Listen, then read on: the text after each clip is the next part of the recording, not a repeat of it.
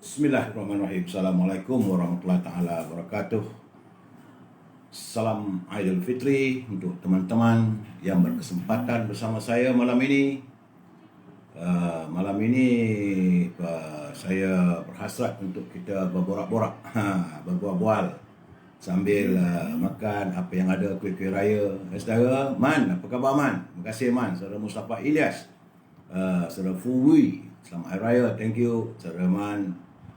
Semoga lepas ini berakhirlah derita kita Man ya. Khairul Pak Lang, apa khabar Khairul? Faizal Acoy, Nenek Porak. Malam ini orang temu Salam Datuk. Waalaikumsalam. Syazan Anugerah Bakti, Roslila, Samsul Anwar Abdullah, Faizal Acoy, Syukur Jamil, siapa lagi? Ramlah Din, Hairul, Zainul Abu Hassan, Nisa Yusuf, Mayang, Haji Azhar Abdul Manaf. Ya, malam ini kita akan bersiaran untuk kita berbual-bual. Rasanya malam ni tak nak membalun. Nak balun malam esok. Malam ni kita nak cerita pasal Hari Raya. Kalau ada masanya kita mengimbau, dan saya memberi sedikit pencerahan saja tentang COVID. Jadi saya bagi pencerahan dulu terlebih dahulu. Laporan tentang COVID, nampak gayanya raya ni memanglah tak begitu menyenangkan kita. Sebab hari ini adalah malam Hari Raya Aidil Fitri. Dan kita telah pun melaksanakan ibadah berpuasa selama sebulan. Dan alhamdulillah syukur kita dapat melaksanakan solat tarawih, dan inilah waktunya. Tapi kali ini tak dapat berjumpa keluarga ya. Saya tahu saudara semua duduk di rumah, saya juga duduk di rumah. The whole day, satu hari suntuk saya. Ya, Raja Kamal, Raja Baizal, apa khabarku? Semoga sihat di Sekap Petani ya. Saya bagi laporan dulu tentang COVID ni. Walaupun orang tak suka, saya kena bagi juga. Sebab mungkin ada yang dapat mengetahui, mungkin tak tahu. Mungkin ingin pencerahan sedikit, saya harus memberi pencerahan tentang COVID-19. Hari ini jumlahnya memang tinggi.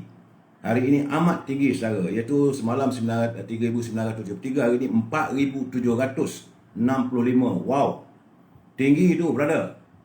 4,765, tinggal lagi 235 saja cukup 5,000 yang diwawarkan oleh Kementerian Kesihatan. Dan jumlah keseluruhan sudah 453,000 warga kita yang dijangkiti oleh virus corona. Dan hari ini juga adalah kematian yang paling tinggi saudara ya. Kematian paling tinggi adalah hari ini 39.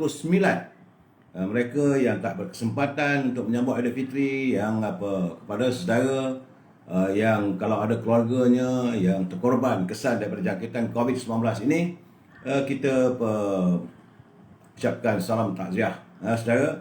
Dan jumlah kematian sudah 1,761. Di Perlis ada satu jangkitan, di Kedah memang meningkat. Semalam 174, hari ini orang Kedah 226. Begitu juga 259 di Pulau Pinang, di Perak 172. Secara Epic One Labor tak tahu dah keluar ke belum.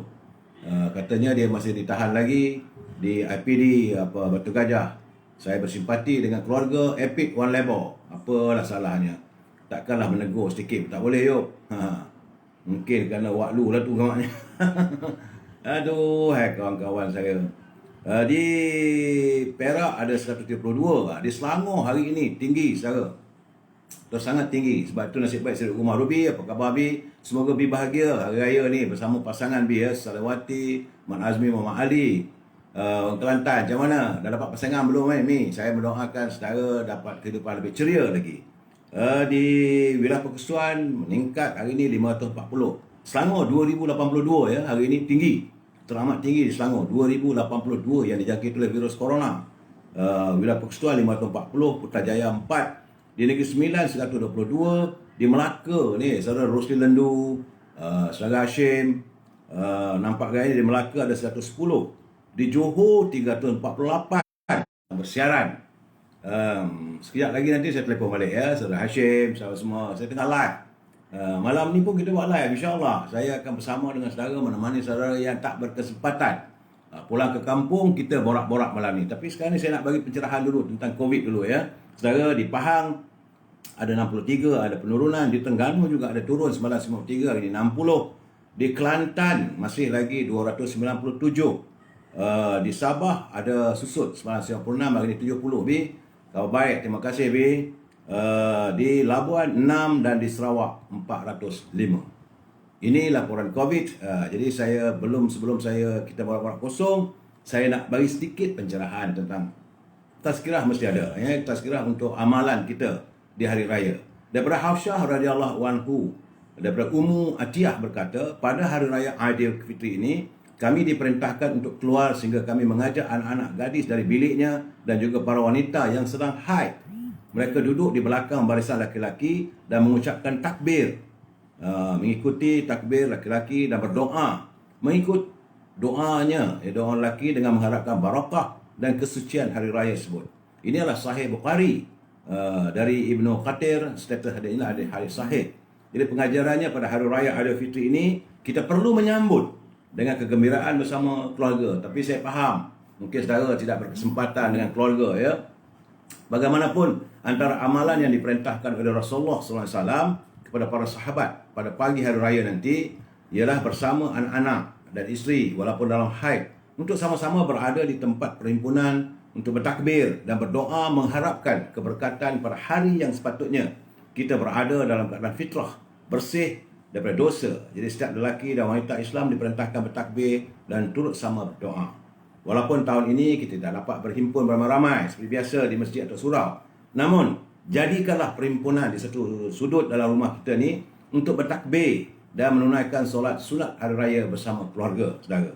Jadi antara amalan lain yang Rasulullah SAW melakukan di pagi hari raya ialah ini daripada hadis daripada Ibnu Abbas radhiyallahu anhu, bahawa Rasulullah SAW melaksanakan solat hari raya Aidilfitri 2 rakaat dan tidak solat sebelum atau sesudahnya. Artinya kalau saudara berkesempatan pergi ke masjid, solat untuk sekali saja, tak perlu solat sebelum solat Aidilfitri ataupun selepas solat sunat Aidilfitri. Ini yang saya dapat sunnah Rasulullah, ya. Kemudian baginda mendatangi para wanita dan memerintahkan mereka untuk bersedekah. Dia hari yang terbaik besok, pada hari ini, malam ni, besok bersedekah. Bersedekah itu adalah yang terbaik. Maka para wanita memberikan sedekah hingga ada seorang wanita yang memberikan anting dan kalungnya.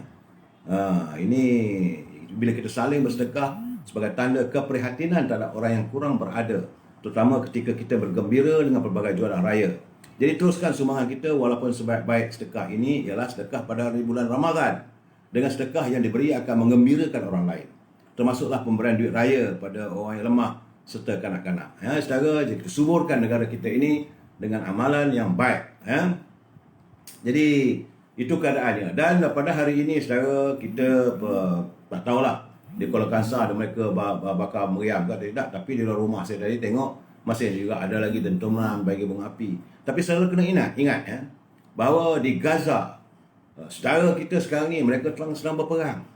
Lontaran bukan bunga api, lontaran bom, lontaran peluru berpandu. Mereka diasap oleh rejim Israel laknatullah. Sambil itu, jadi kalau sebelum nak tidur nanti kita berdoalah kepada Allah SWT agar segera menyelesaikan masalah sahabat saudara-saudara kita yang berada di Gaza. Sudahlah bumi mereka dirampas, dan kini mereka diperdayakan. Saya lihat ada kiriman tadi, tak sampai hati saya tengok. Zalimnya rejim laknatullah ni, dia tembaknya bergedas-gedas seorang saudara kita. Saya yakin semoga yang meninggal itulah mati syahid. Itu gambarannya berlaku di sana. Jadi kita di sini walaupun kita diperintahkan untuk berada di rumah, tapi bersyukurlah paling tidak pun kita dapat melihat anak-anak bermain bunga api. Kita bermain dengan bunga api, tapi mereka bermain dengan api bom ledakan yang meragut nyawa sejak daripada semalam kemarin. Begitulah saudara. Sebab itu jangan sekali-kali kita bersahabat dengan orang yang mirip kepada Yahudi Israel. Jangan lupa saudara, baginda Rasulullah SAW pun diracun oleh Yahudi yang sanggup memanjat tiang atapnya nak tengok bagaimana baginda Rasulullah menahan kesakitan, sehingga baginda menyatakan, aduh pedihnya, sakitnya bisa daripada racun ataupun daripada kiriman orang Yahudi terhadap baginda. Ya, saudara, jangan kita lupa. Jadi kita jadikan ini sebagai iktibar kita, saudara. Hari Raya kali ini memang adalah raya ke tahun kedua. Kita berhari raya dalam keadaan yang sebegini. Tak mapalah, kita bersyukur kita masih lagi berkesempatan. Jadi kepada saudara yang masih punya ibu bapa di kampung, hubungilah mereka melalui panggilan talian telefon. Kabarnya Telekom, talian Maxis juga memberi percuma untuk saudara berhubung, berbual dengan keluarga, ibu atau bapa yang tak sempat saudara santuni secara fizikal, tapi santunilah secara melalui live telefon dan berbualah dengan mereka. Santunilah jiwa mereka. Kita tak dapat memberi juadah, kita tak dapat mengadakan permaafan secara fizikal, kita santuni jiwanya.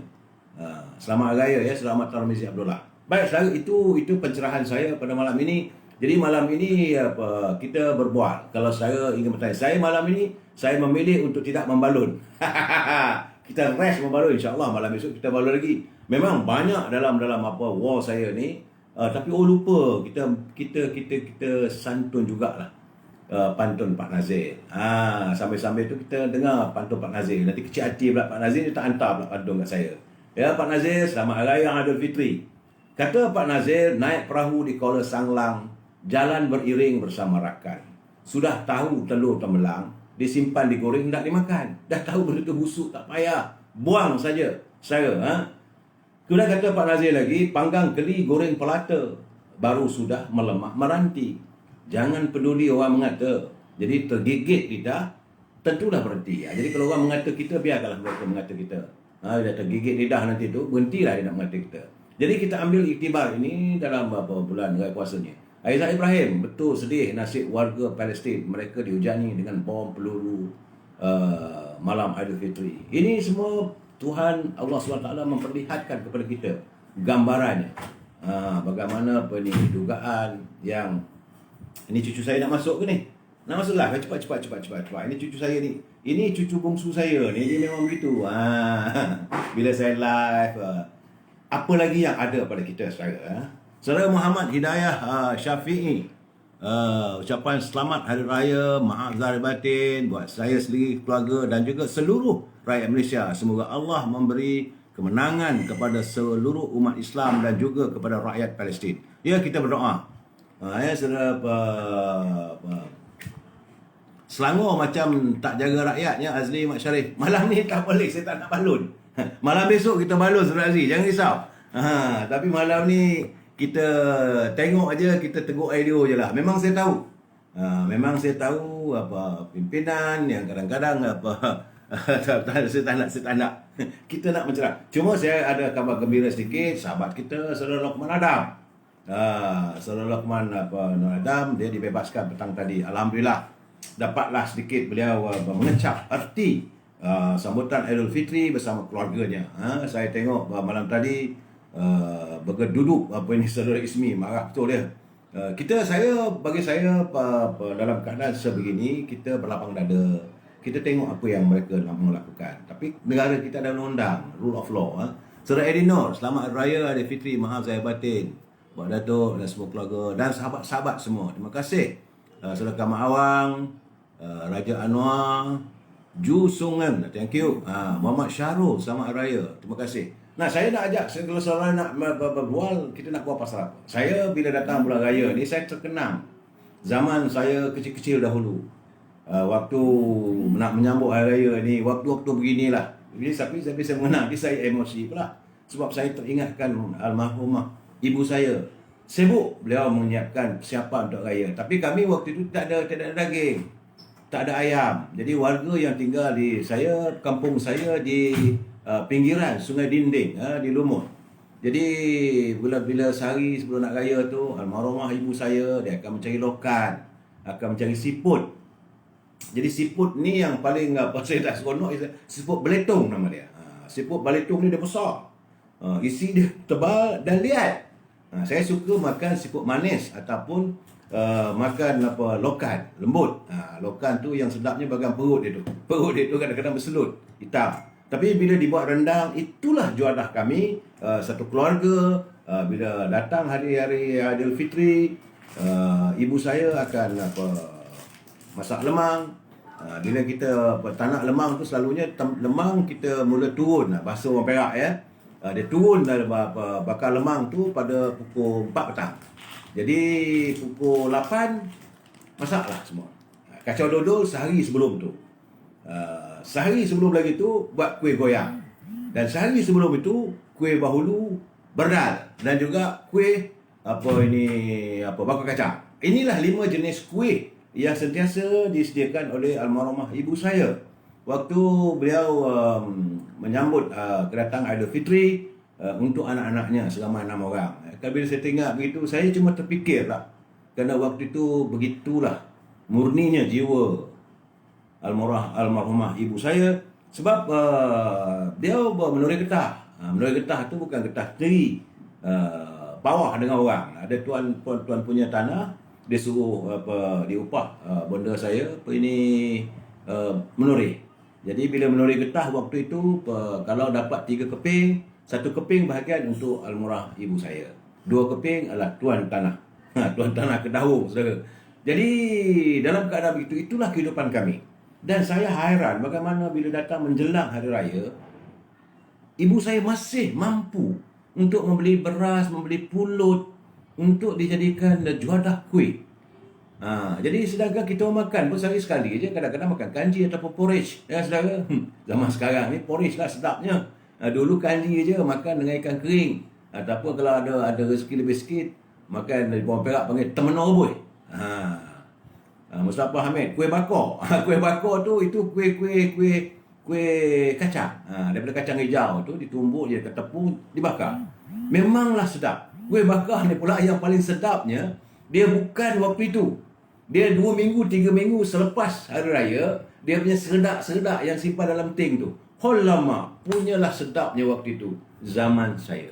Zaman saya tak tahu. Zaman kami dulu begitulah. Hidup dengan penuh kemiskinan. Tetapi yang penting, almarhumah ibu saya sentiasa mengingatkan, dia kata, hanya pendidikan sajalah yang boleh merubah nasib kita, boleh merubah kehidupan kita. Mak dia mesti akan mengamuk kalau kita ponting sekolah.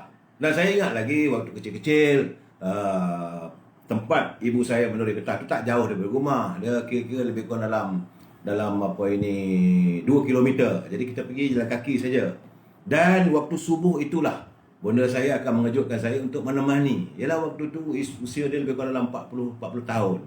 Almarhum bapa saya, dia berkahwin seorang lagi. Dia tinggal di Kedah. Jadi ibu saya have to survive untuk anak-anak dia. Nah, jadi saya melalui kehidupan yang sukar. Jadi pagi-pagi ini udah Nazri Ismail, kita bercerita nostalgia malam ini. Kita malam kita berkebang, kita mengelabun Saudara Nazri tentang soal politiknya malam ini tak bercakap. Sebab tak elok kita bercerita malam raya nak maki orang, nak marah orang. Jadi saya nak menemani saudara sambil kita kalau ada isteri buat kuih ke, buat rendang ke, cuma bagi tahu pada Ruby jangan sampai hangit pula lah rendang tu. Tengok-tengok rendang tu ya.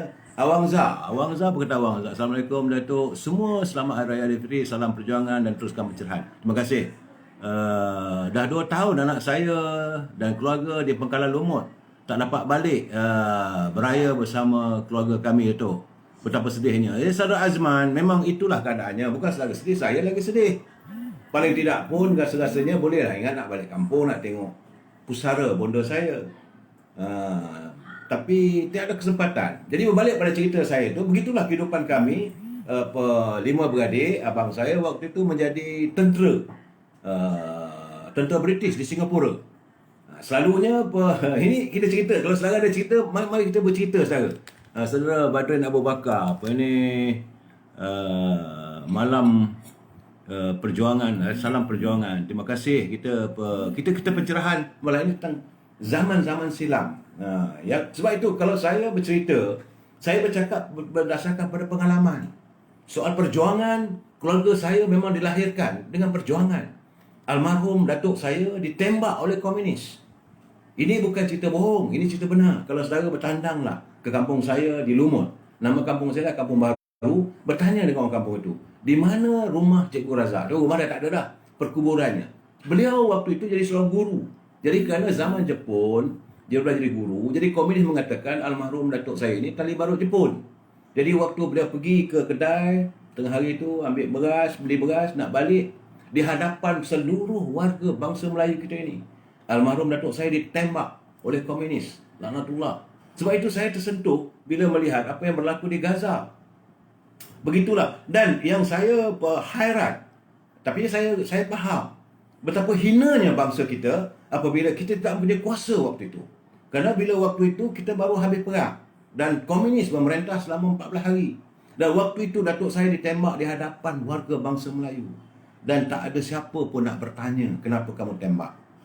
Itulah keadaannya. Sebab itu jadi keluarga saya keluarga perjuangan. Almarhum bapa saya sentiasa menyemaikan semangat dia. Kita ingat pesan pada anak cucu kita supaya jangan sekali-kali berbaik dengan kalau mereka sekali mereka komunis, jangan percaya. Sebab itu almarhum bapa saya dulu dia menjadi inspektor polis di Singapura. Abang saya menjadi askar British di Singapura. Jadi bila datang musim raya begini, kadang-kadang ibu saya selalulah buat kuih. Bila buat kuih itu simpan. Saudara Khairul Anwar, saya pelajaran cuma sampai darjah 3 saja. Arwah mak tak mampu. Begitu saudara Khairul, benar. Bukan saudara saya alhamdulillah. Sebab atas kesusahan begitu, kita belajar bersungguh-sungguh. Sebab zaman saya adalah tahun pertama. Waktu itu ada peperiksaan penilaian darjah 5. Alhamdulillah. Dapat result yang baik, maka kerajaan negeri Perak menganugerahkan saya beasiswa kecil anak-anak Melayu Perak waktu itu. Tak banyak saya, jumlahnya RM70 setahun. Waktu itu. Dan waktu yang sama kerajaan persekutuan memberi saya beasiswa. Dapatlah beasiswa RM125 yang disimpan dalam bank simpanan nasional. Jadi bila kita nak keluarkan wang beasiswa itu, kena pergi jumpa guru besar. Guru besar saya waktu tu SNM Baskaran. Dia akan tanya, untuk apa kamu nak keluar duit ni? Nak beli buku sir. Okey.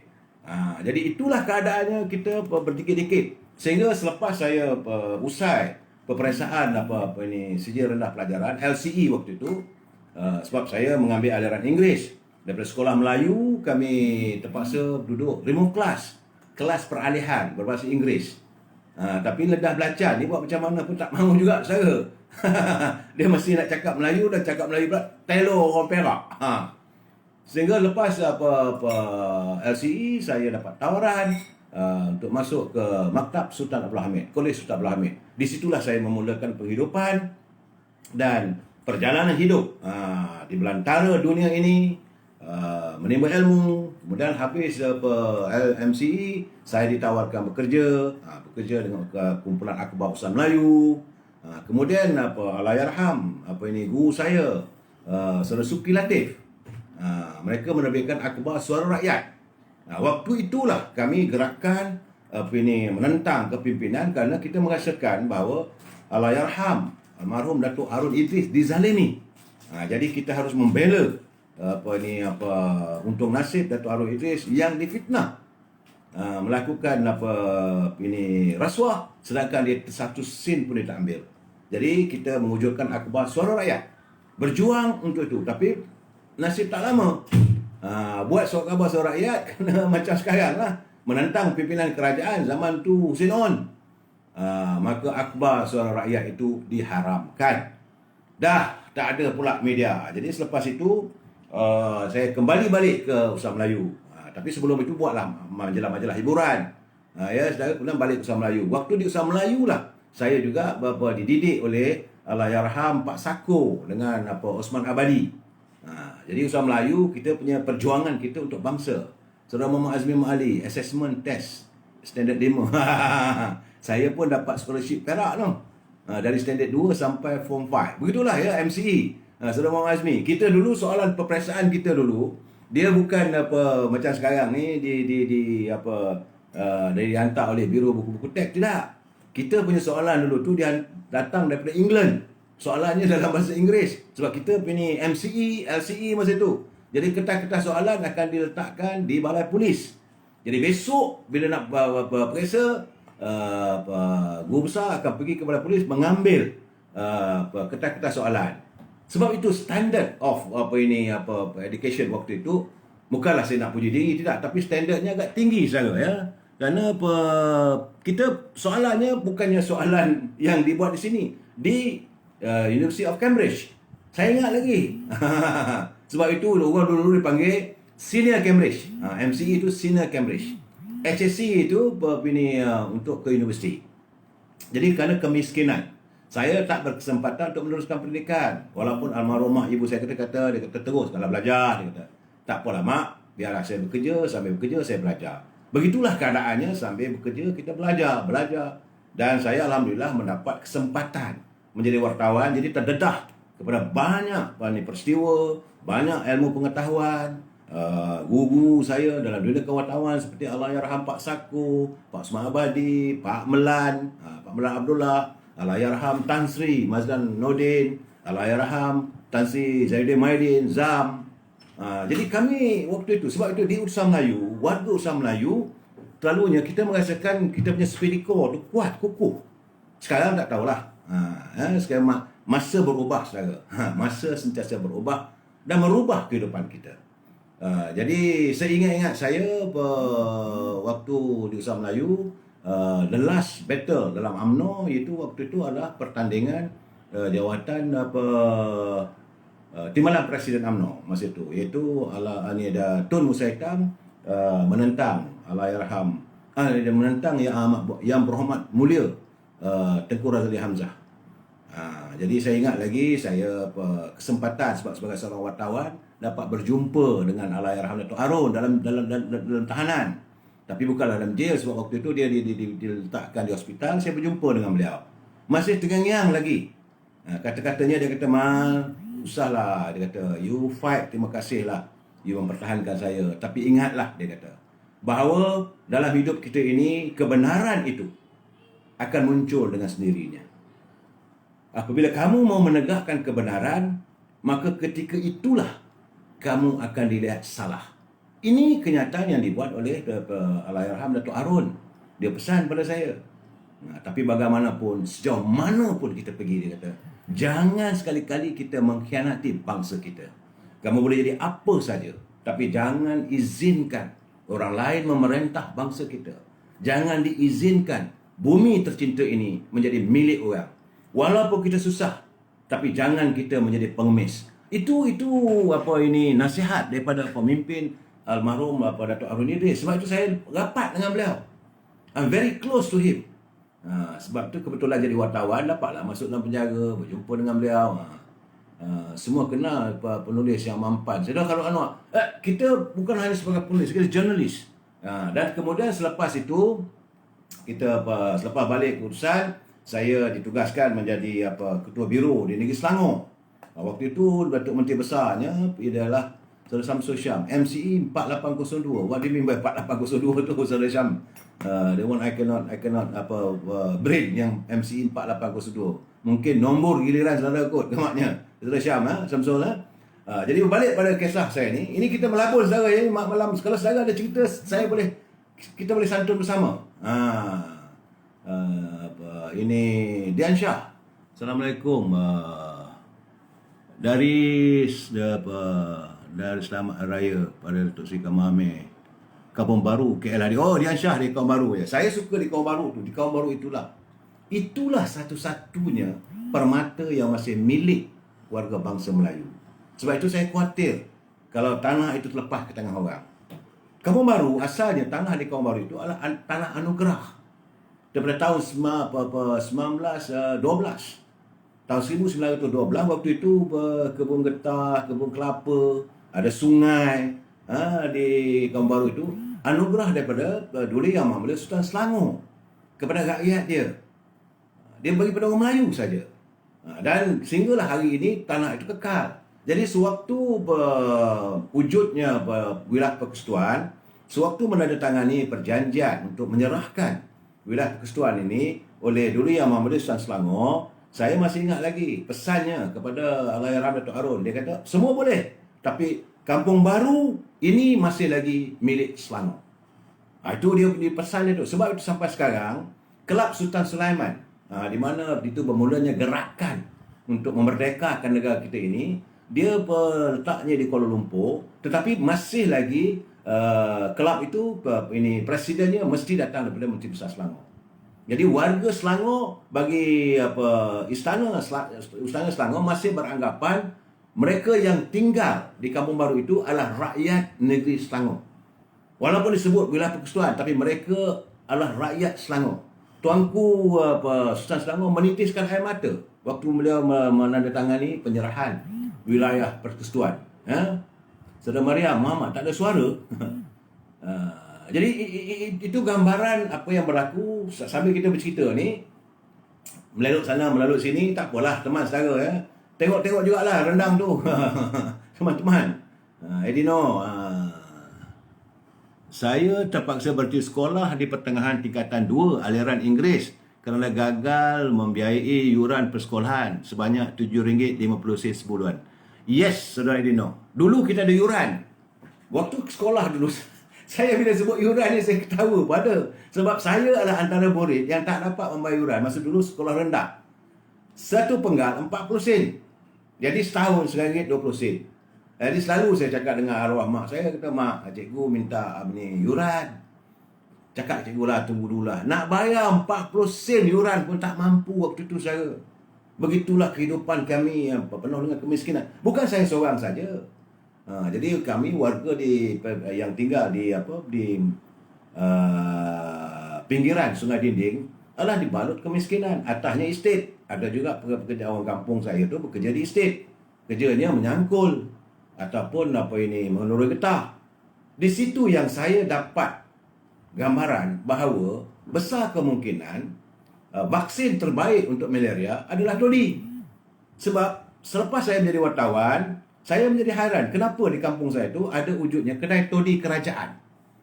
Kenapa kedai tu bukan pub saudara, kedai todi. Dia jual todi yang memang untuk warga India.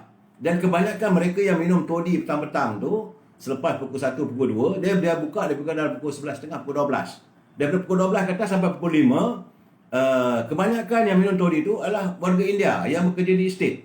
Di situlah ada mamak tongkang, dia jual tosi, dia jual kari ketam, dia jual ikan dan sebagainya. Macam-macam lah dia jual.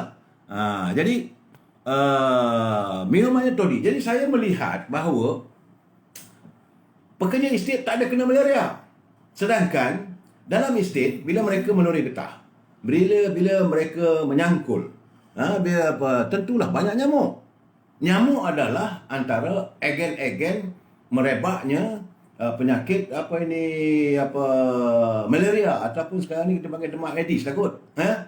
Aedes ni jemaah yang diteori oleh doktor. Bagi saya Aedes ke malaria sama aja.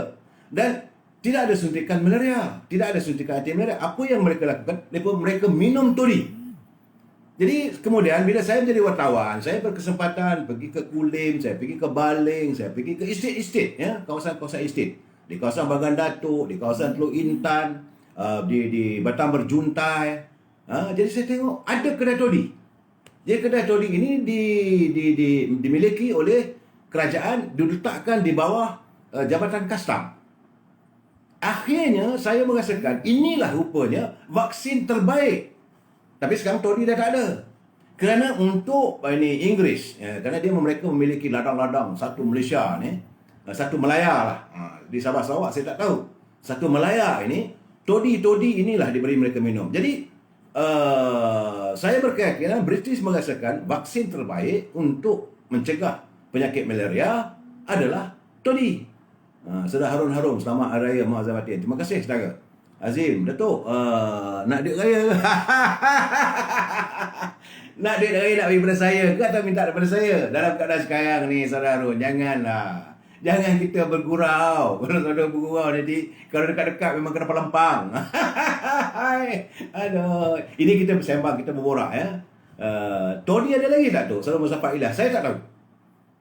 Tetapi kalau di Kelantan ya, kalau di Kelantan dia bulan puasa ni dia panggil nira. Orang Kelantan panggil tuak. Ada kalanya kalau saudara tersalah minum pewai. Saya bila pergi ke Kelantan, buka puasa di Kelantan, mereka bagi jamuan minum air tuak tu memang melelong lah.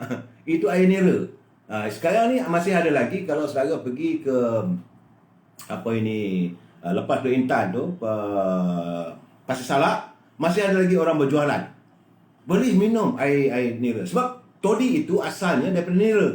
Tapi nira ini disimpan, diperam, jadilah todi. Jadi kalau ada todi itu menelung. Bagi saya yang terbaik adalah nira. Sebab itu saya sepanjang bulan puasa ni, Alhamdulillah. Badan saya sihat, setiap hari saya memberi pencerahan. Saudara Abzaka Kama. Betul tu. Di Ipoh terdapat kedai todi kerajaan di Pekan Tambun dan di Buntung. Itu. Jadi todi ini bagi saya yakin inilah vaksin terbaik untuk pesakit-pesakit malaria. Sebab sepanjang bulan puasa, Alhamdulillah, COVID mengganas di Selangor. Saya hari-hari saya akan membeli 2 butir air kelapa. 2 kelapa, 2 butir. Dan saya teringat bahawa ada siapa bercerita dengan saya. Dia kata para pengkaji perubatan Islam, dia kata kita carilah air yang bukan dari langit dan bukan dari bumi. Air kalau dari langit tu hujan lah, hujan, embun. Memanglah orang mereka yang bersilat waktu kita belajar dulu. Tok dapat 50 sen pun je dah. 50 sen dah nak buat apa? Abdul Razak Zainal Abidin, kedai tuak. Hingga sekarang masih ada lagi. Setengahnya ada, tapi saya tak tahu. Di kampung saya tak ada dah. Sebab kampung saya kawasan estate mengecil dan estate itu sudah dibeli oleh syarikat milik negara kita. Tidak lagi dulu Wabrop Estate, Harkrop Estate, banyak nama-nama orang putih lah. Surah Azim, Datuk bagi duit gaya kat saya bujang lagi tu. Surah Izin, todi sekarang dah banyak campur. Soal dia campur saya tak tahu. Dulu seingat-ingat saya dulu ada mereka cuba untuk membuat itu, dia panggil Nira Cola. Nira Cola tu todi lah, tapi minum tu memang melelong. Kampung saya tu memang petang-petang pukul 5, pukul 4.30 kita akan melihat pesta orang mabuk todi. Sebab dia minum tu sepatutnya minum sikit lah, tapi dia tak ada balon 2 kolek. Dia kolek biru tu dia minum. Lepas tu dia mabuk.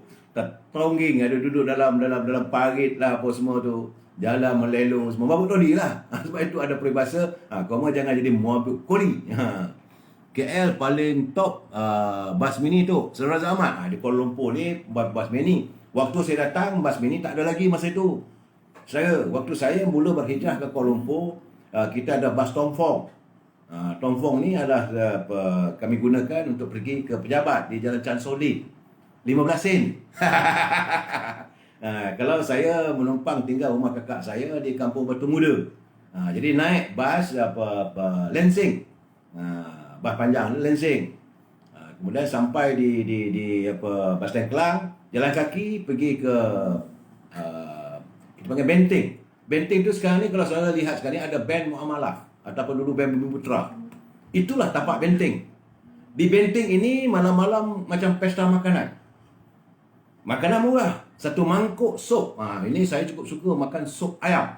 Mamak lah. 1 mangkuk sup dengan roti dan teh ais. Harganya 50 sen. Saya dulu bekerja siang dan malam. Saya siang jadi wartawan, malam bekerja sebagai juruhebah part time, full time dengan RTM. Jadi nak pergi ke RTM tu kena naik bas Srijaya. Bas Srijaya itu konduktornya antaranya adalah seniman M. Kilau dan juga Datuk Isu Aslam. Sebab itu saya rapat dengan mereka. Datuk Isu Aslam sebagai tukang cek tiket. Tiket ada tak ada? Itu dulu. Zaman waktu itu Kuala Lumpur tak ada pun traffic jam. Ya, saudara. Kemudian sekitar tahun ujung 70-an 80-an barulah ada bas mini. Bas mini kalau ke Selayang bas nombor 12. Kalau ke PJ, Kampung Medan semua bas nombor 43. Seingat saya lah, lain tu saya lupa lah. Dan antara pengusaha bas mini ini dulu adalah Datuk Mukhtar Samad. Beliau adalah ketua UMNO bahagian Bandar Tun Razak. Beliau mengusahakan syarikat pengangkutan itu bas mini. Kenapa habislah era bas mini. Kenangan dulu, once upon a time, saudara Osama. Saya bercerita ini kerana saya memilih untuk malam ini untuk kita membawang Saya tak mau membalun sebab membalun malam esok. Banyak fakta ni. Tok pernah jumpa tak Allahyarham P. Ramlee? Ada. Allahyarham P. Ramlee waktu saya, seingat-ingat saya tadi, waktu itu saya mengendalikan ruangan jemputan kita jam 9 malam. Abang Ramlee datang. Tapi saya ingat lebih kurang sebulan lepas itu Allahyarham memboskan nafas terakhir. Begitu juga dengan Kak Saloma. Kak Saloma ni manja orangnya, baik. Kak Mariani, lepas tu Allahyarhamah Kak Umi Kasum, abang Bapak Uji, Poziah Ahmad Daud, Abang Daud, Abang Ahmad Daud. Kemudian Kak Sadiah, dia tinggal di Ulu Kelang. Kak Sadiah ni memang cantik dari muda sampailah ketua. Sampailah waktu akhir hayat dia masih lagi lihat cantik macam mana kita melihat Seniwati, Nur Azizah. Zaman satu waktu saya jadi wartawan dulu, wartawan hiburan sekejap, artis-artis yang tengah meledak waktu itu adalah Nur Kumalasari. Kerana filem-filem arahan daripada Allahyarham Tan Sri Jin Samsudin. Dia menerbitkan filem-filem macam-macam esok. Menanti hari esok, esok mata ada, esok untuk siapa esok. Kalau jumpa dia, Jins, apa esok lagi? Ada, sabar saudara. Saudara tunggu, saya sedang menyiapkan skrip yang cantik. Ini mengimbau kembali zaman-zaman. Jadi saudara ini saudara Roslan Arifin. Salam Datuk. 13 Mei Datuk di mana? 13 Mei saya di tingkatan 1 berada di Setiawan, tapi waktu itu terjadi kami dikerahkan pergi ke Sungai Manik. Mandi minyak, brother. Jangan main-main. Mandi minyak di Sungai Manik. Masa tu hati muda. Saya ingat lagi waktu itu kempen pilihan raya. Di Perak, calon DAP adalah Daeng Mario, tak silap saya. Jadi masa itu kempen pilihan raya, dia bawa penonton, siapa nak dengar ceramah, bas percuma disediakan. Dari kampung saya tu, nak keluar dari kampung saya bukan senang, saudara. Tak ada jalan. Jalan tanah merah. Kalau nak keluar ke Pekan Setiawan tu selalunya kami kayu basikal ataupun menumpang lori tua. Pukul 11.30 tu tunggu lori tua tu, dia datang hantar toli, dia nak keluar tu kita tumpang. Sampai ke pekan, nama pekan tu Pekan Sungai Wangi. Daripada Sungai Wangi baru naik bas pergi ke Setiawan. Jadi bila musim pilihan raya dapat naik bas free. Percuma. Kempennya dekat Lekir, kempen di Pasir Panjang, mengumpul warga untuk calon-calon. Parti waktu itu of course lah Parti UMNO dengan perikatannya, ada juga Parti PAS, ada je Parti DAP. 3 parti je. Calon bebas tak ke mana. Jadi waktu itu saya politik waktu itu walaupun tapi 13 Mei memanglah disemai dengan segala kebencian. Disitulah saya melihat bagaimana harmonis bangsa kita boleh tergadai hanya kerana political racist politics. Diadu dombakan. Selepas itu bila saya dah jadi wartawan, saya boleh mengkaji apa semua tu, barulah saya tahu bahawa 13 Mei ini bukan hanya kerana percaturan politik antara UMNO Perikatan dengan DAP semua mata. Tapi sebagaimana apa yang dituturkan oleh Datuk Zahrin Mak Yassin, dia kata orang yang bertanggungjawab tidak lari, tidak buka adalah Parti Gerakan. Memang benar Dr. Lim Chong Yu dia bergaduh dengan MCA. Kepimpinan MCA dia keluar, dia menubuhkan Parti Gerakan. Jadi bila dia tubuh Parti Gerakan, maka dia bertanding, maka dia berjaya menang, menguasai kerajaan negeri Pulau Pinang. Lama Gerakan menguasai Pulau Pinang. Memang saya melihat bahawa racist politik itu Gerakan.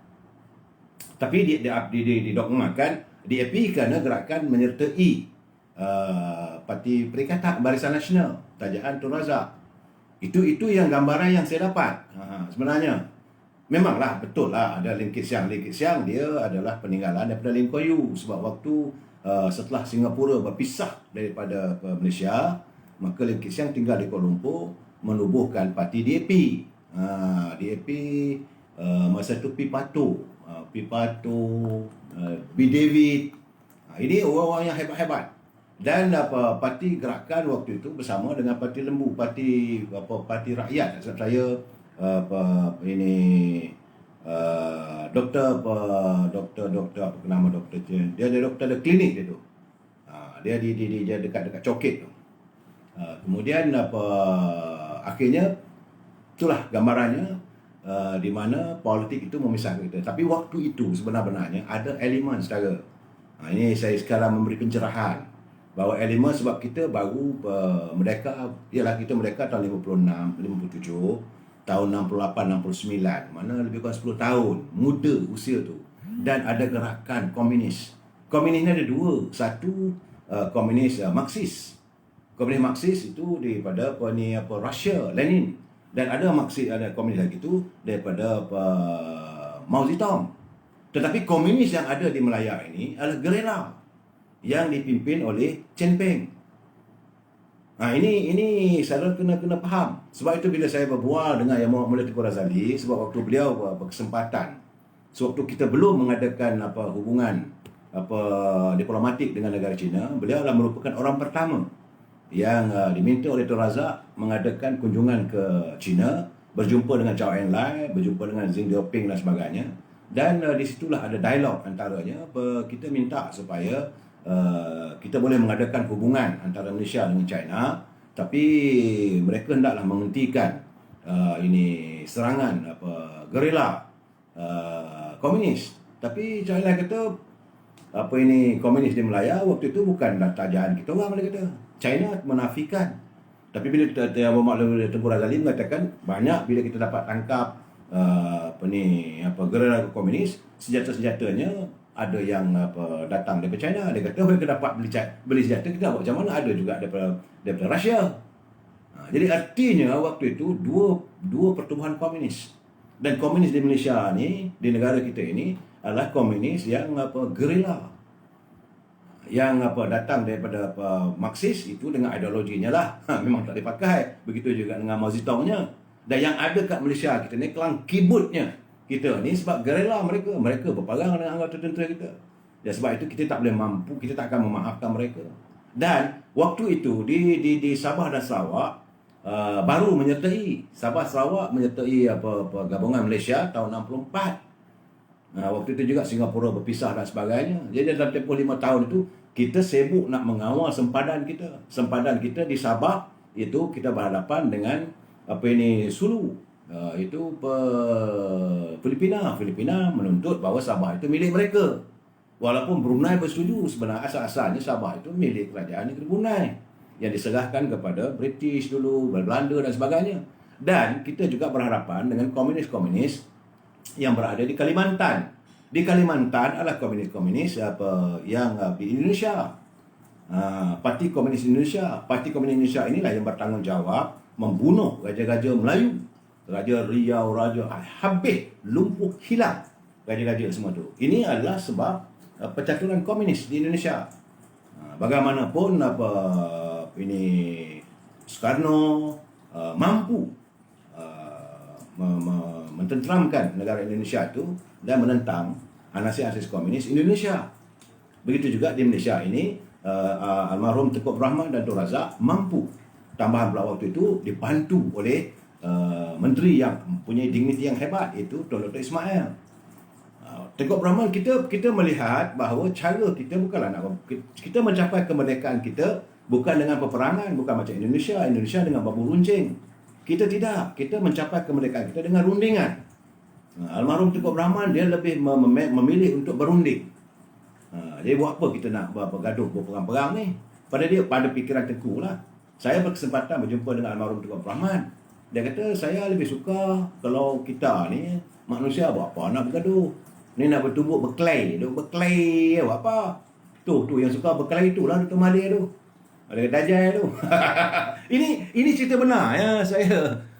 Dia kuat berkelahi dengan orang. Semua orang dia berkelahi. Percayalah cakap saya. Jadi malah raya tak payah cakap buruk dengan orang. Bila besok kita cakap, kalau boleh tanya itu. Saya tak mau berkelahi dengan orang. Ini saudara Muhammad Azmi, Sarawak di Kalimantan, Paraku. Ya saudara Muhammad Azmi, terima kasih atas pencerahan ini.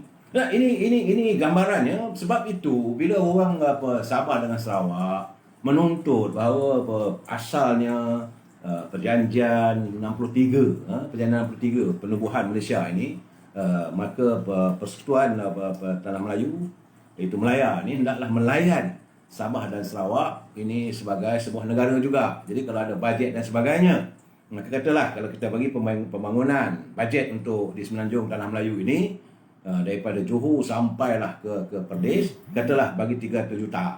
Maka Sarawak juga kena mendapat 300 juta, Sabah juga 300 juta. Itu perjanjian awalnya dalam perjanjian 63. Bila saya berbual dengan Yang Mohd Mulia Tengku Razali, Yang Mohd Mulia Tengku Razali menyatakan ada, tetapi masalahnya kebanyakan wang yang dihantar ke Sabah Sarawak itu digunakan untuk memberi keamanan. Sebab Sabah Sarawak negeri besar.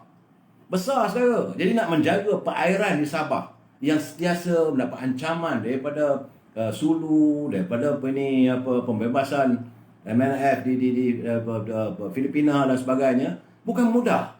Sebab di Indonesia, di Sabah juga dia dekat banyak pulau-pulau. Itu yang itu berlaku di Lahad Datu tu, peristiwa tu. Jadi wang yang kita beri kepada Sabah banyak digunakan untuk menjaga, untuk memastikan keamanan wujud di Sabah supaya dapat dibangunkan negara itu dengan baik. Tetapi itu yang saya katakan, pegawai penerangan negeri tidak mampu menceritakan kejayaan benar pada rakyatnya. Dan malahan juga Yang Mohd Mulia Tengku Razali dia kata mungkin bagat dapat duit pun pimpinan pun ada juga song gelap pun kan. Tengku dia cakap gitu. Gamaknya kita bagi duit ni orang song gelap setengah tak bagi pada rakyat. Mungkin katanya. Mungkin dia tak tuduh. Begitu juga di Sarawak. Di Sarawak kita menjaga kita punya sempadan. Yang bertempur dengan di Kalimantan. Ramai juga tentera-tentera kita, anggota tentera kita yang gugur di medan pertempuran di Sarawak. Jadi itu gambaran suasana negara kita. Tapi di Semenanjung ini, saudara jangan lupa kita bertempur juga di Gubeh. Kita bertempur di Baling. Di kawasan di Gua Musang yang berhampiran dengan sempadan Thailand. Sebab komunis-komunis ni, gorila-gorila ni, bila mereka pegang bertembak-tembakan dengan anggota pasukan keselamatan kita, mereka lari ke sempadan. Masuk ke kawasan Thailand, dah tak boleh nak kejar. Sebab itu dah masuk negeri orang. Akhirnya Tun Razak minta supaya diwujudkan perdamaian. Memanglah perdamaian itu wujud era Dr. Mahathir. Tetapi orang yang bukan boleh selesai begitu saja. Akhirnya camping mengangkat senjata dan sebagainya memang era Dr. Mahathir. Tetapi sebelum itu, usaha perdamaian dengan komunis, kerana kita bagi tahu bahawa kalaulah kita terus berperang, sampai bila pun rakyat tidak akan selamat. Pertama sekali. Yang keduanya, negara tidak tenteram, ekonomi kita teruk. Ini yang kita selalu tekankan, bahawa kita mencari kedamaian. Kita negara tidak damai. Almarhum Tun Razak, dia dengan zofannya, negara berkecuali daripada segala peperangan. Kita tidak mahu zon negara kita ini letak dalam medan pertempuran. Memang perebutan macam di Pulau Batu Putih, Pulau Spratly Island, kita berebut ni. Spratly Island tu setengah tu perairan ni katanya masuk kawasan Filipina, setengah tu kata Indonesia, kata China ini tanah negeri aku punya, Vietnam kata aku punya, Malaysia kata memanglah Spratly Island tu dulu lagi dalam sejarahnya, kalau saudara buka bukunya di London semua, adalah selat lautan Melayu. Sebenarnya kalau saudara nak tahu, sebenarnya ini South China Sea ataupun Laut Cina Selatan dulu dikenal sebagai Laut Melayu.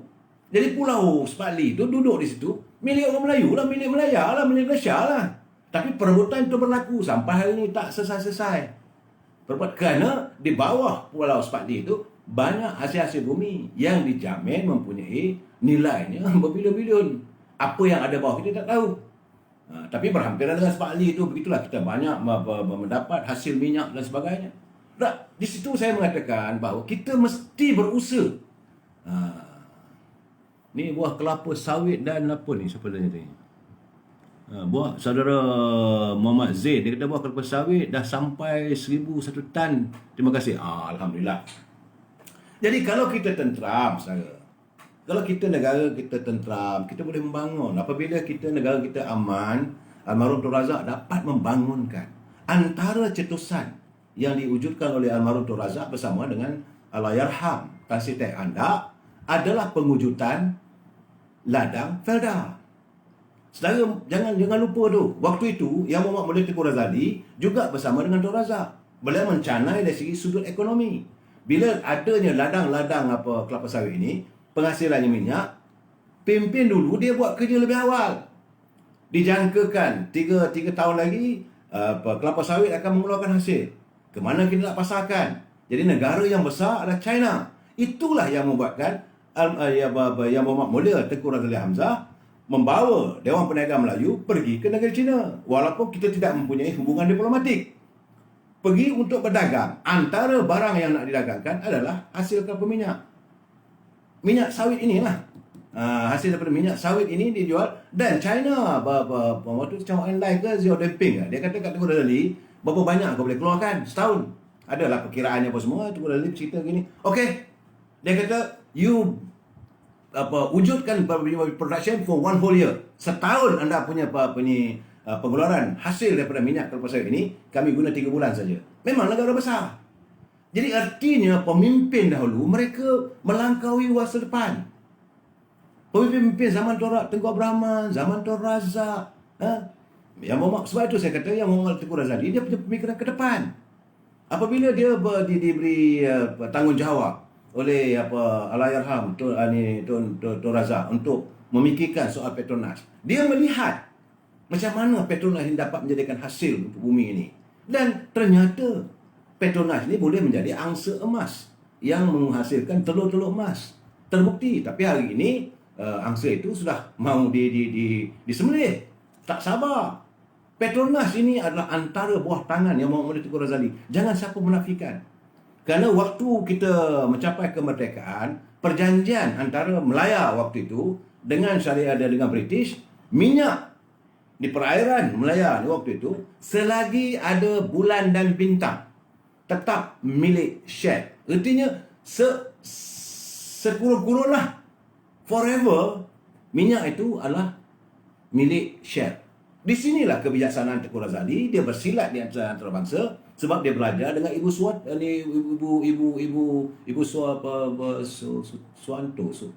Suwanto, Ibu Sutono di Indonesia yang ada Pertamina. Di situlah dia belajar, maka minyak ini mesti dimiliki negarakan. Akhirnya wujud Akta Petronas.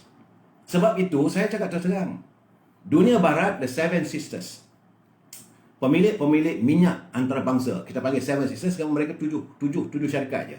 Shell, Esso, Caltech, Exxon, Texas. Dia ada 7 syarikat lah. 2 lagi tu saya lupa nama company tu. Mereka ini menguasai pasaran minyak dunia.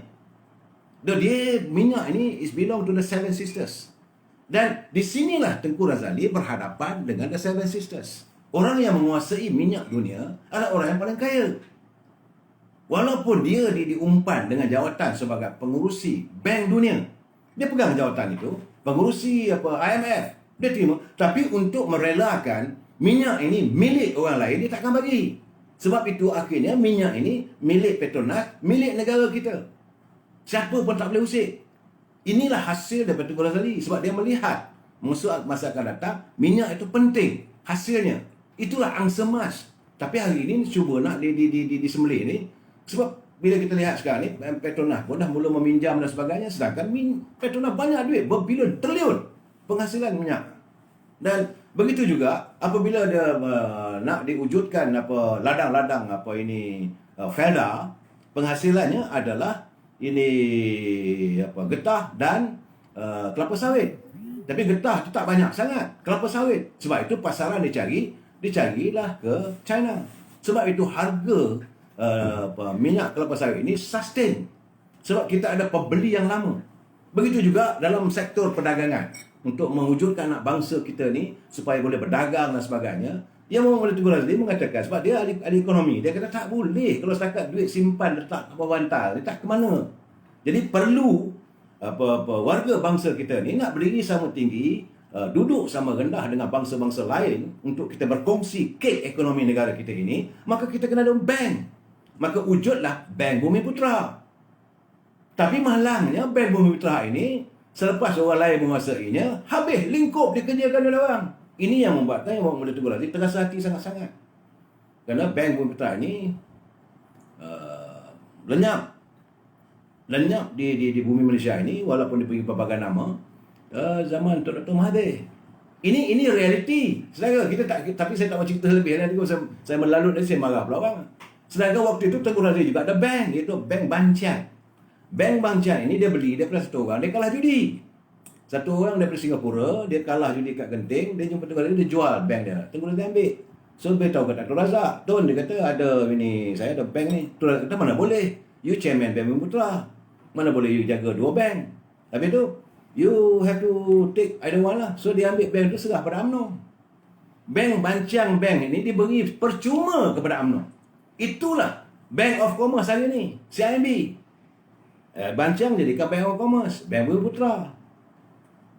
Jadi ini sebab dia melihat bahawa pemimpin dahulu mereka melihat masa depan, bukan menyelesaikan masalah waktu ini. Kita tak boleh menyelesaikan the problem now. Kita kena fikir mendahului zaman, mendahului masa. Sebab itu dalam bahasa Inggeris panggil you have to think out of box. Saudara Rahman, Li Lam Tai dibawa oleh Mahathir ke China, bukan Tun Razak. That I don't know. Mungkin saudara lebih tahu itu. Tapi orang yang pertama membawa delegasi yang mewujudkan saudara Rahman, mewujudkan hubungan diplomatik antara Malaysia dengan China, sehingga akhirnya masalah kita dengan gerila di Malaysia ini akhirnya terkubur pengaruh komunis apa semua adalah yang bawa Mahmud Tengku Razak Hamzah. Beliau membawa rombongan Dewan Perniagaan Melayu Malaysia ke negeri China berjumpa dengan pimpinan China. Asalnya menggunakan sebagai trade untuk berdagang. Tapi di belakang itu adalah untuk memastikan China tidak menyokong gerakan komunis yang sedang bertempur dengan tentera-tentera kita, pasukan keselamatan kita. Dan ini akhirnya selesai masalah. Apabila China juga tidak mengakui bahawa Jinping itu adalah komunis China. Sebab itu dia tidak end up dia punya life-nya itu di China. Dia cuma berada di sempadan Thailand. Jadi ini keadaannya. Yang lain saya tak tahu. Orang yang bertanggungjawab mewujudkan hubungan dua hala antara Malaysia dengan China, menyelesaikan masalah insurgency ataupun suasana yang kita selalu bertempur dengan komunis dan sebagainya adalah Yang Muhammad Tengku Razak Hamzah. Kemudian beliau juga mewujudkan perdagangan. Jadi China menandatangani perjanjian membeli minyak kelapa sawit kita dengan apa dipanggil forward sale masa depan dengan harga yang cukup lumayan. Saudara jangan marah saudara ni, Coca-Cola ni apa mau buat kau hidup. Jadi kita malam ni malam pencerahan, jangan marah. Bila saya mengatakan cerita Tengku Razak, saya nak marah apa? Jangan gitu. Jadi saya kata malam ni tak apa, lewat sikit pun tak apa. Memang saya malam ini malam hari raya. Kita berborak macam kita duduk di Serambi, kita bercerita. Saya memberi pencerahan apa yang saya tahu. Dan ini tidak lain adalah kebenaran. Saya tak boleh berbohong sebab orang itu masih ada lagi. Saudara boleh berjumpa dengan Yang Muhammad Tengku Razak. Mungkin ada event-eventnya kalau dia hadir. Boleh bertanya, apakah saya berbohong? Saudara Nurizan Said, Tamak Raya, terima kasih. Jadi dalam keadaan begini, saya melihat bahawa Malaysia ini makmur ekonominya cetusan daripada idea pemikiran Tengku Razak, Tan Sri Moha, Tun Ismail Ali, Tun Razak. Waktu itu dari segi politiknya pula, kestabilannya adalah tak boleh balon saudara Razak. Jangan, malam raya jangan balon. Tunggu malam besok. Kalau malam besok dia cakap memang lunyat kerja kan. Jadi saya melihat bahawa negara kita pula tentram kerana kita punya menteri dalam negeri waktu itu adalah Tun Dr. Ismail. Tun Dr. Ismail satu orang yang cukup serius. Dia tak ada tolerance. Bila tengok ketegangan berlaku 13 Mei, dia panggil Tun Tan Sri Sin, dia panggil Tun Samanthan, berjumpa di rumah Tengku Abdul Rahman. Dia kata we have to curb the country. Darurat buat migrant. Tun Tan Sri Sin tak setuju. Tapi Tun Razak Tun Ismail kata, you not want to wait? Anda nak tunggu sampai bila? Until the bullet go to your head? Sampai peluru sampai ke kepala anda? Baru anda nak bersetuju dengan darurat ini? Terdiam Tun Tan Sri Sin. Akhirnya dia bersetuju dan kita mengadakan migrant 2 tahun. Tak ada masalah. Rakyat kita ni akan ikut. Itu unjuran Tun Dr. Ismail kerana waktu itu kita berada dalam keadaan darurat perbalahan dengan komunisnya, perbalahan kaumnya. Tapi darurat yang ada sekarang ni darurat COVID. Mudah-mudahan COVID selesai. Nanti selesai darurat agamanya ya. Saya tak mau cakap lebih daripada itu. Saudara. Jadi dalam keadaan kita menangani dari segi politik negara kita sekarang ni, kita mengharapkan agar adanya lahirnya pemimpin-pemimpin yang pemikirannya ke depan, bukan sekarang. Jadi scheme of thing, ini sikit saya sentuh. Scheme of thing yang diwujudkan oleh Tan Sri Muhyiddin tu dia tak kekal. Tak kekal. Sebab scheme of thing dia macam rasuah. You sokong I, you dapat jawatan. You sokong I bagi GRC. You sokong I, ada dana-dana tertentu. Itu tak kekal lama. Dia mesti hadir pemimpin yang memikirkan masa depan. How to solve the problem. Jadi, zaman Tun Razak, dia memikirkan, tak boleh ni. Kena didamaikan semua. Panggil PAS menyertai Barisan Nasional. Bersama dengan gerakan. Duduk. Ini dia pergi tak nak, dia pergi pahal lah. So, akhirnya wujud Perikatan Barisan Nasional. Saudara, ini pemimpin yang ada visi masa depan. Tapi bila sekarang ni kita baru nak mewujudkan political reset kali kedua selepas habis Barisan Nasional yang diwujudkan oleh Datuk Zahid Hamidi bersama dengan Tengku Razali, bersama dengan Datuk Seri Najib, mewujudkan political reset, mewujudkan muafakat nasional. Muafakat nasional antara UMNO dengan PAS. Dah cantik. Sebab itu saya dulu saya dah cakap, wujudnya muafakat nasional ini adalah satu benda yang mengerikan bagi Pakatan Harapan. Khususnya Dr. Mahathir, Tan Sri Muhyiddin, mereka lah sana tu. Mereka ngeri kerana itu merupakan paku terakhir pada keranda politik mereka.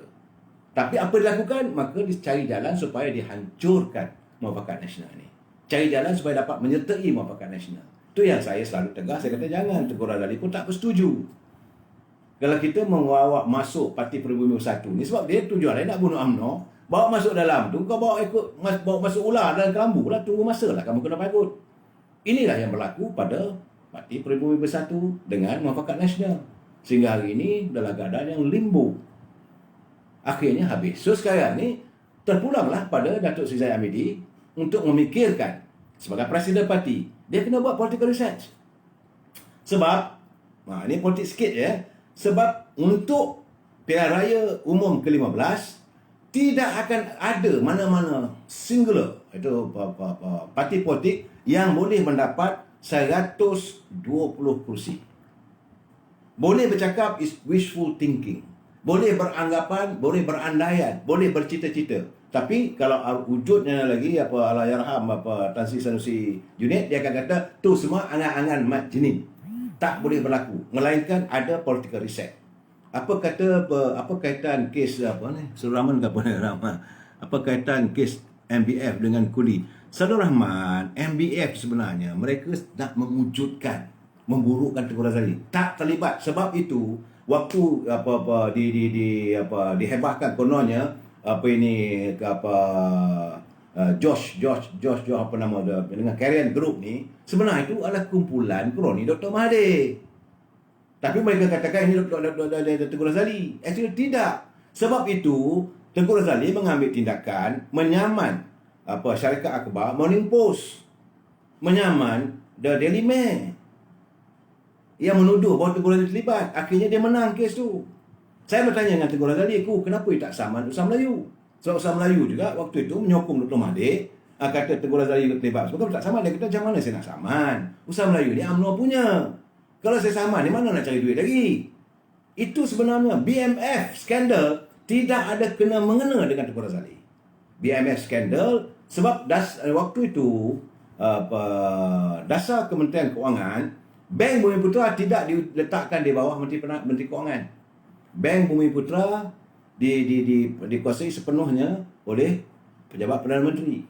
Kerana Bank Bumi Putra ini wujud hasil daripada Kongres Melayu pertama. Mahu dia adakan satu bank untuk membantu orang Melayu. Jadi waktu itu Perdana Menterinya Tengku Abdul Rahman, timbalan Perdana Menteri Tun Razak. Jadi Tun Razak tak mau mengecilkan hati Tengku Abdul Rahman, maka mewujudkan bahawa bank ini hendaklah diletakkan di bawah jabatan Perdana Menteri, di mana Perdana Menteri menguasai sepenuhnya Bank Bumi Putra, bukan Tengku Razak sebagai Menteri Kewangan. Ini selalu boleh tanya, tak ada masalah. This my statement can be challenged.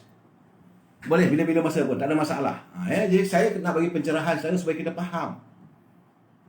Jadi sebab itu bila Tengku Razali dia tak bersetuju kalau Bank Mutra ini terus-terusan memberi bantuan. Dia kata bank ini diwujudkan supaya orang Melayu boleh belajar berniaga menggunakan sistem bank. Dan orang Melayu ini juga diajak untuk menggunakan sistem pasaran saham. Kerana waktu itu pasaran saham ni tak ada ramai orang Melayu yang terlibat pun. Saya ingat lagi zaman saya kat Pasar Melayu dululah. Haupa lah, Haupa tu Setron. Apa lagi saham-saham yang tertentu ya. Dengan adanya penguasaan pasaran saham, itulah yang Muhammad Tengku Razali mewujudkan PNB. Untuk membolehkan warga bangsa kita ni menguasai pasaran saham. Yang sekarang ni banyak syarikat-syarikat GLC tu, mereka sepatutnya berterima kasih kepada Tengku Razali Hamzah. Kerana beliau mewujudkan PNB ni untuk membeli saham. Dan saham-saham ini diagih-agihkan supaya mana orang Melayu ada can boleh pinjam. Boleh memiliki saham ini, diberi bantuan melalui pinjaman daripada bank. Itu cara yang Muhammad Tengku Razali buat. Tapi apa berlaku? Selepas beliau tidak lagi jadi Menteri Kewangan, setelah beliau tidak lagi jadi berada dalam kerajaan, maka segala-galanya saya tak maulah menuduh, tapi bagi saya tanya kat Tengku Razali, kalaulah dia kata kalau nak terasa hati, dia kata saya harus berasa terasa hati dengan Tuan Mahathir dengan Daim Zainuddin lah, dia kata. Rosak. Dia mewujudkan, contohnya dia nak mewujudkan rangkaian makanan. Yang saya cakap setiap malam tu, saya kata kita perlu ada food bank, iaitu bank makanan. Sebab penggantungan makanan kita dari luar ni. Jadi dia mewujudkan Pernas edar. Tapi akhirnya lingkup bila dia tak ada lagi dalam kerajaan. Ini gambaran sebenarnya. Jadi dia memikirkan soal aspek makanan. Dia bukan seorang pakar strategik dari segi keselamatan. Keselamatan itu urusan Tun Dr. Ismail. Orang yang banyak berdampingan soal-soal keselamatan dengan Tun Dr. Ismail lah, Kinggas, Allahyarham, Ghazi Syafi'i. Ini orang memang, mereka yang menjaga Kementerian Dalam Negeri adalah pemimpin yang betul-betul orang Perak kata pada no tolerate. Allahyarham Tun Dr. Ismail, sewaktu Tun Tanam Kitikacon datang melawat ke Malaysia, waktu itu gerakan pelajar-pelajar di Universiti Melaya itu mengadakan unjuk rasa, demonstrate apa semua. Tun Dr. Ismail bagi tahu pada IGP. Masa itu IGP rasa Dr. Rahman rasanya. Bukan Tan Sri Hani Ahmad. Dia bagi tahu pada Ketua Polis Negara, dia kata tangkap. Jadi menteri dah bagi keluar arahan. Maka semua demonstran yang berada di sekitar kawasan Universiti Melaya tu, Universiti Melaya tu jalan-jalan dekat jalan Federal Highway, jalan daripada Subang Airport tu nak pergi ke Kuala Lumpur, lalu area Universiti Melaya tu, di situlah pelajar-pelajar Universiti Melaya mengadakan unjuk rasa. Jadi arahan Tun Dr. Ismail tangkap. Maka ditangkap semua. Lebih kurang pukul 3 petang, Ketua Polis Negara menghubungi Tun Dr. Ismail. Tun, dia kata, okey, kita dah tangkap dah semua yang menganjurkan dan terlibat dalam demonstrasi. Baguslah, dia kata. Put them in jail. At least 2 or 3 days rest. Kata Tun Dr. Ismail masa itu. Masa itu kita ada akta ISA dan sebagainya. So, Ketua Polis Negara bagi tahu pada Tun Dr. Ismail, Tun minta maaf, kata, why? Among antara yang ditangkap, among the detainees is your daughter, anak Tun. Rupanya anak Tun Dr. Ismail waktu itu kakak kepada Taufik, menuntut di Melaya. Dia juga terlibat dalam demonstrasi. So Tun Dr. Ismail kata, well, how many days I ask you to put him all the demonstrate? 3 days lah. Okay. Semua mereka yang melakukan tunjuk rasa itu kita simpan 3 hari. What about your daughter? Put her 1 week. Seminggu anak sendiri menentang undang-undang ditangkap. Duduk behind the bar for 1 week. Ini cerita benar. Inilah macam mana pemimpin-pemimpin dahulu menangani masalah negara kita ni secara serius yang tidak meletakkan kepentingan diri.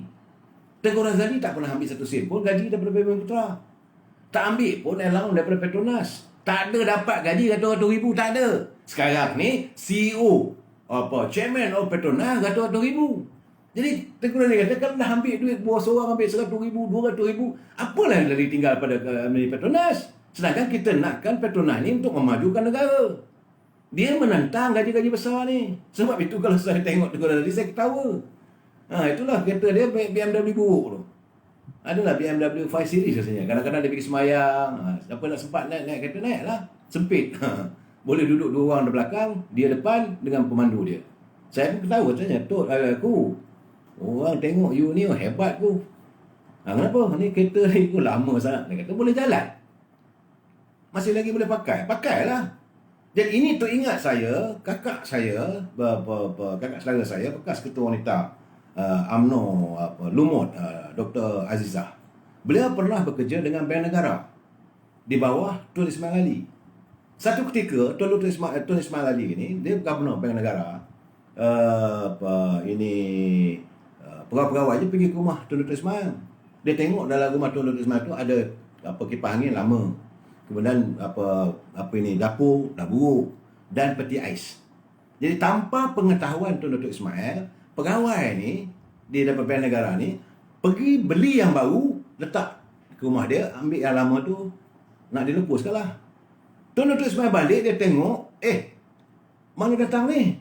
So isteri dia kata, ini you punya officer entah dari Bank Negara. Dia panggil pegawai tu, kenapa itu kau? Siapa bagi arahan kamu tukar kipas angin ni? Siapa bagi arahan kamu tukar dapur ni? Siapa bagi arahan kamu tukar peti ais? Kan semua boleh pakai lagi. Ambil balik yang lama tu hantar. Yang baru ni sila ambil. Itu pimpinan dahulu. Dan Governor of Bank Negara Malaysia. Dan mereka seangkatan. Tengku Razali, Tun Dr. Ismail, Tan Sri Moha.